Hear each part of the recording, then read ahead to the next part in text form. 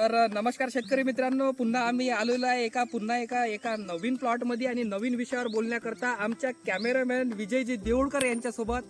तर हा चण्याचा प्लॉट आहे आणि धन्वंतरीच्या प्रॉडक्टचं नियोजन आपले जे कास्तकार आहे प्रफुल्लजी इंगोले यांनी जबरदस्त तरीक्यानं केलेलं आहे.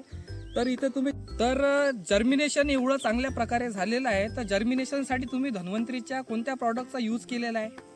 मी माझा घरचा चना पेरलेला आहे, त्याच्यासाठी मी बिजुरीज आणि RPS 76चा वापर केला. असं तर जर्मिनेशन मध्ये यांनी बिजुरीच आणि RPSचा वापर केलेला आहे. आणि त्याच्यानंतर आपण तुम्हाला एक प्रॉडक्ट सजेस्ट केलं होतं की मर रोखण्याकरता कोणत्या प्रॉडक्टचा वापर मी केला? RPS 76 आणि मायकराज. हा, तर यांनी RPS 76 आणि मायकुरीजचा वापर केलेला आहे. हे आपलं फंगीसाइड जे आहे, तर हे असं फंगीसाइड आहे की कितीही जोरदार अगर मर जर असेल, फक्त तुम्हाला एक पाण्याची शिप देऊन इथे मायकुरीजचा वापर करायला पाहिजे. आणि आता मला सांगा की आपल्याला नवीन शेड्यूल इथे करण्याचा आहे की इथे झालेला आहे आपल्याला मायकुरीज आणि RPS आणि बिजुरीज आणि RPSचा असा वापर केलेला आहे.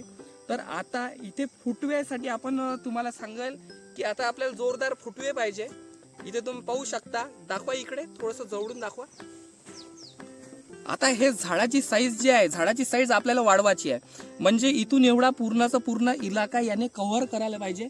त्याच्यासाठी आपण वापर करणार आहे. तर इथे आपण आता जोरदार चांगले फुटवे झाले पाहिजे, कारण जेवढे जास्त ब्रँचेस इथे होईल, जेवढे जास्त शाखीय वाढ याची वाली होईल, तेवढे याला चांगले फुलोर येईल. आणि चांगला फुलोर जेव्हा येणार तेव्हा त्याला चांगले घाटे सुद्धा लागणार आहे.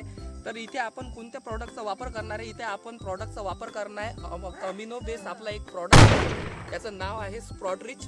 आणि प्लस मध्ये आपण टाकणार आहे त्याच्यामध्ये RPS 76.